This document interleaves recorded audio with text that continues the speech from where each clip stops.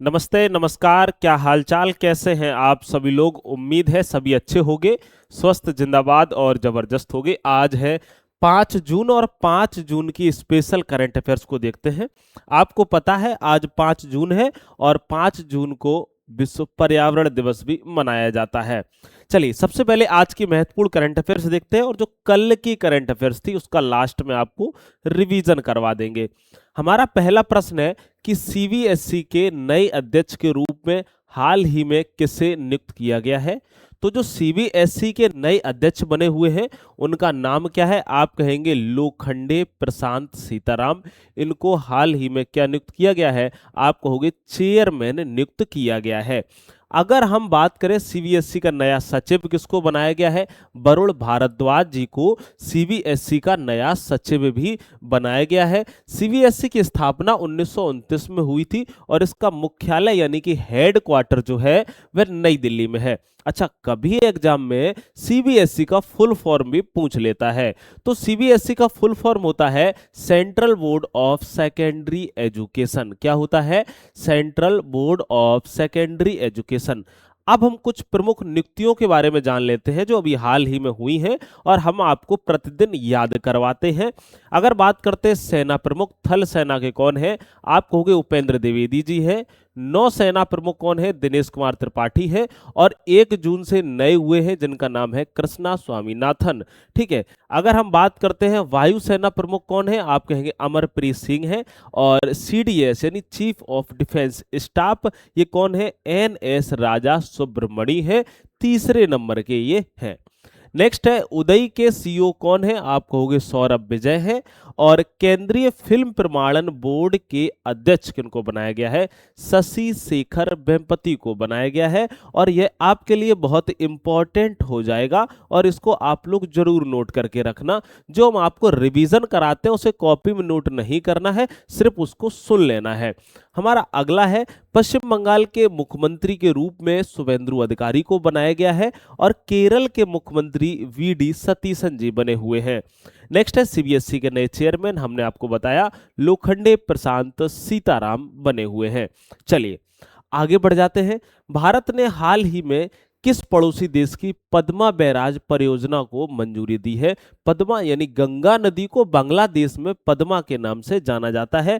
तो याद रखना भाई, इसका जो करेक्ट आंसर हो जाएगा वह हो जाएगा बांग्लादेश। क्या हो जाएगा? बांग्लादेश। अब बांग्लादेश से आपके एग्जाम में क्या क्या पूछ सकता है, आइए इसको भी देख लेते हैं। गंगा नदी को पद्मा कहा जाता है। दूसरा पॉइंट है, अगर पीएम यहाँ के जिनका नाम है तारिक रहमान, सबसे लंबी नदी जो बांग्लादेश की है वह मेघना नदी है। सबसे ऊंची चोटी है, इसका नाम है केकरा डोंग है। अगर बात करें, बांग्लादेश अपनी अर्थव्यवस्था जहाज तोड़ के चलाता है, यानी कि जो पत्तन है बंदरगाह वहां पर जहाज आते हैं और कबाड़ा तोड़ के चलाता है। ठीक है। अगर बात करें यहाँ की संसद का नाम क्या है, तो जातीय संसद है। यहाँ का अगर राष्ट्रगान की बात करें, शब्दगान लिख गया, राष्ट्रगान की बात करें तो अमार सोनार बंगला है। नेक्स्ट है, बांग्लादेश को नदियों का देश कहा जाता है, जैसे पाकिस्तान को झुग्गी झोपड़ी का और नहरों का देश भी कहा जाता है। ठीक है। मुद्रा क्या है? यहाँ की टका है। तो यह इंपॉर्टेंट है बांग्लादेश की, बेहतर तरीके से सुन लीजिए और इसको आप लोग याद जरूर कर लीजिए। हमारा अगला प्रश्न है, भारत और चीन के बीच 35वीं WMCC बैठक का आयोजन कहां पर किया गया है? तो यह अगर हम बात करते हैं बीजिंग में किया गया है। ठीक है। इसका एक उद्देश्य है कि भारत और चीन इनके जो सीमा से रिलेटेड जो भी विवाद है इनको सुलझाना और शांति बनाए रखना और किसी भी प्रकार का विवाद ना होना। आइए बात करते हैं WMCC, working mechanism for consulting and coordination. इसका फुल फॉर्म होगा, यहाँ भारत चीन के अधिकारी सीमा से जुड़े जो मामले हैं उन पर बातचीत करते हैं और इसका उद्देश्य है कि सीमा पर शांति बनाए रखना। हमें आप लोग कमेंट में जरूर ही बताइएगा कि भारत और चीन के बीच की जो सीमा रेखा है उसका नाम क्या है। चलिए अगला प्रश्न हमारा आ गया है, कह रहा है उत्तर प्रदेश सरकार द्वारा कुशीनगर जिले के फाजिल नगर का नया नाम क्या घोषित कर दिया गया है? फाजिल नगर, इसका नाम पावागढ़ घोषित कर दिया गया है। ये वही पावागढ़ जो पुरानी कहानियों में और अगर हम बात करें प्राचीन ग्रंथों में जैन धर्म के 24वें तीर्थंकर महावीर स्वामी जी की अगर हम बात करते हैं महापरिनिर्वाण स्थली कहा जाता है। ठीक है, याद रखना इसका करेक्ट आंसर बी हो जाएगा, पावागढ़ हो जाएगा। अगर बात करते हैं पावागढ़ जैन धर्म के 24वें तीर्थंकर भगवान महावीर की परिनिर्वाण स्थली माना जाता है। अगर हम थोड़ा उत्तर प्रदेश की बात करें तो उत्तर प्रदेश की जो पहली वैदिक पंचांग कौन सी? आप कहोगे वैदिक पंचांग आधारित घड़ी विक्रमादित्य काशी विश्वनाथ धाम में लगाई गई। अगर पूछा जाए कि पहली वैदिक घड़ी भारत में कहाँ लगाई गई तो आप कहोगे उज्जैन, एमपी के उज्जैन में लगाई गई थी। हम बात करते हैं निवेश मित्र 3.0 जो प्लेटफॉर्म है वो उत्तर प्रदेश ने लॉन्च किया है। उत्तर प्रदेश सरकार यानी मुख्यमंत्री जिनका नाम श्री योगी आदित्यनाथ है उन्होंने लॉन्च किया है। नेक्स्ट है भारत की पहली वैदिक घड़ी, आप कहोगे मैंने जस्ट बताया एमपी के उज्जैन में। भारत का 80वां रामसर स्थल यूपी अलीगढ़ सेखा झील पक्षी अभ्यारण्य को बनाया गया है। नेक्स्ट हमें कमेंट में जरूर बताना पटना पक्षी अभ्यारण्य कहां पर है। नेक्स्ट है रक्षा मंत्री राजनाथ सिंह ने अभी हमने आपको हाल ही बताया था कि लखनऊ में नौसेना सौर वाटिका का उद्घाटन किया था जिसका उद्देश्य है कि सैन्य पर्यटकों को बढ़ावा देना। आइए अगले प्रश्न की तरफ बढ़ते हैं। अगला प्रश्न कह रहा है आक्रामकता के शिकार मासूम बच्चों का जो अंतर्राष्ट्रीय दिवस है हर साल कब मनाया जाता है? ये मासूम बच्चों को जागरूक करने के लिए जो आक्रामकता का शिकार हो रहे हैं तो यह 4 जून को मनाया गया है। कब मनाया गया है? आप कहेंगे भैया 4 जून को मनाया गया है। जो लोग ये कहते हैं कि पीडीएफ में भैया आंसर लगा के नहीं भेजते हो, आप यहाँ पे जरूर देखना एक गोला होगा रेड कलर का और उसमें आंसर लिखा होगा जब हम आपको पीडीएफ सेंड करते हैं। ठीक है, चलिए आगे बढ़ जाएंगे। जून महीने के प्रमुख दिवस 1 जून को विश्व दुग्ध दिवस। अच्छा, दुग्ध क्रांति याद रखना, ऑपरेशन फ्लड इसका संबंध किससे? दुग्ध क्रांति से, थोड़ा सा रिलेट करना। 1 जून को विश्व अभिभावक दिवस भी मनाया गया।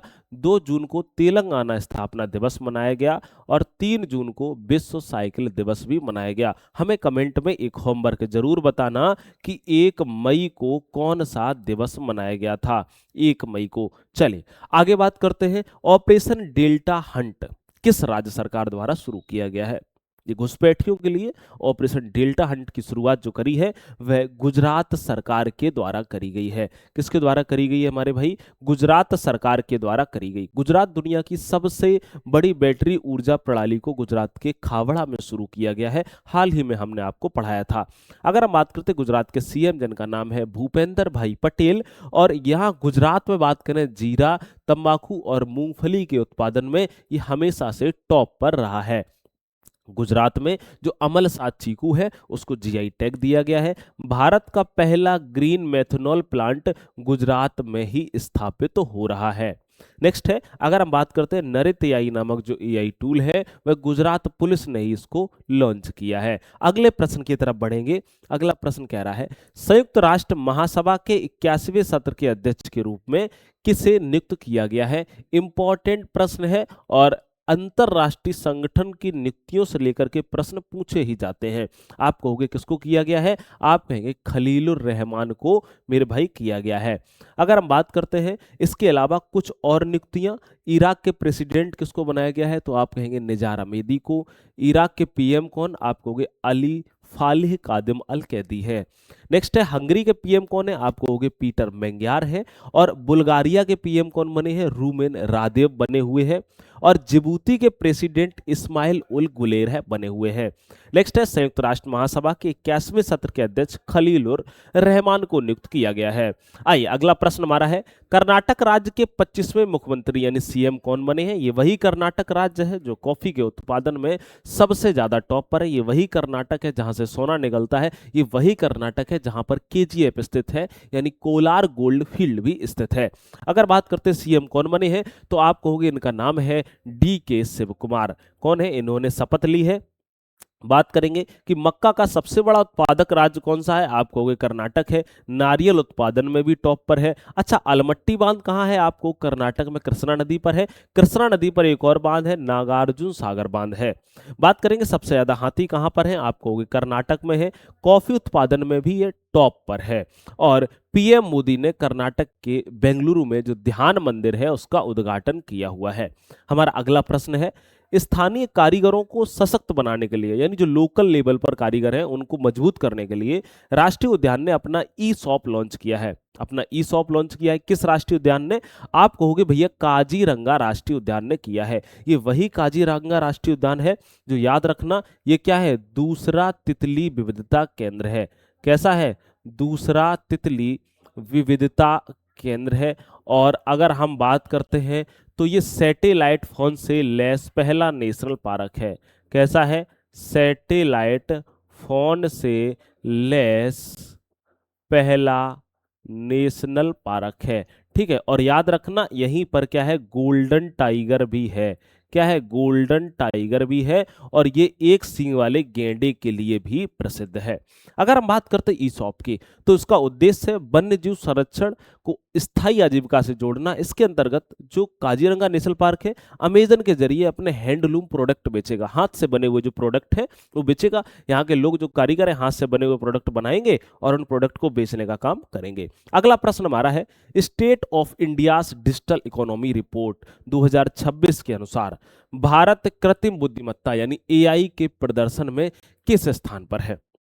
एआई की बात करें, एआई का बहुत प्रकोप बढ़ रहा है और भारत इस रिपोर्ट के अनुसार चौथे स्थान पर है। कौन से स्थान पर है, चौथे स्थान पर है। चलिए आगे बढ़ते हैं, हम कल की करंट का रिवीजन भी कर लेते हैं लास्ट में। और ये तो रिवीजन जरूर ही करना, ऐसा बिल्कुल भी मत करना कि रिवीजन आप छोड़ दो। हाल ही में एफएओ द्वारा मृदा किसान नायक सम्मान बल्लवन को दिया गया है। हाल ही में विवान छापचरिया, एरियाना अग्रवाल और अनमना मेहता को द अर्थ प्राइज 2026 के एशिया क्षेत्र का पुरस्कार से इनको सम्मानित किया गया है। इनका संबंध भारतीय टीम से है। देश का पहला शहरी स्थानीय निकाय द्वारा विकसित SEG special economic zone Puducherry में प्रारंभ होगा। सबसे पहला कहां पर, आप कहोगे कांडला में।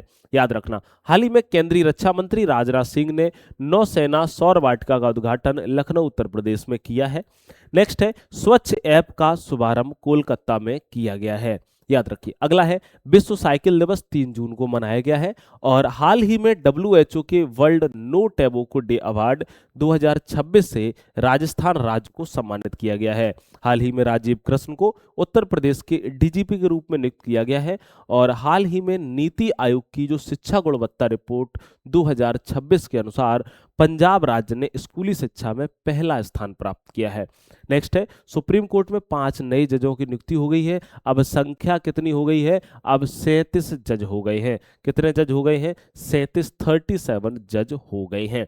अच्छा, इसके पहले होमवर्क क्वेश्चन है और होमवर्क क्वेश्चन आप जरूर बताना, इसका करेक्ट आंसर एक बार आप जरूर बताइएगा। और मैं आपसे उम्मीद करता हूं जितने भी प्यारे स्टूडेंट हैं, जितने भी डेली क्लास देखते हैं, उनमें अमूमन सब लोगों ने तो यहां पर परचेज कर ही लिया है। और करंट के लिए ये आगे चल के आपको ये पता चलेगा कि हमने सच में बिल्कुल ऐसा बोला था कि हाँ आज वो काम आ रहा है। इसको जरूर परचेज कर लेना। 50+ टॉपिक धीरे धीरे अपडेट होके मिलेंगे और डेली करंट अफेयर्स आपको मिलती जाएगी। अगर संकल्प बैच का आज पहला वीडियो आपको मिल जाएगा, याद रखना शाम 6 बजे, और इस वीडियो को जरूर देखिएगा। संकल्प बैच की शुरुआत हो चुकी है। सुपर टेट में कमाना नहीं है, सुपर टेट में मेरा एक ही उद्देश्य है कि बेरोजगारी का धब्बा हटाना है और बेहतर तरीके से निचोड़ के टॉपिक को पढ़ाना है। जिस प्रकार से हमने कुछ इस बुक को यानी नोटबुक को, नोट्स को हमने अपने हाथ से बना रखा है, वही आपको बेहतर तरीके से पढ़ाएंगे 8 से 10 बुक का निचोड़ के साथ।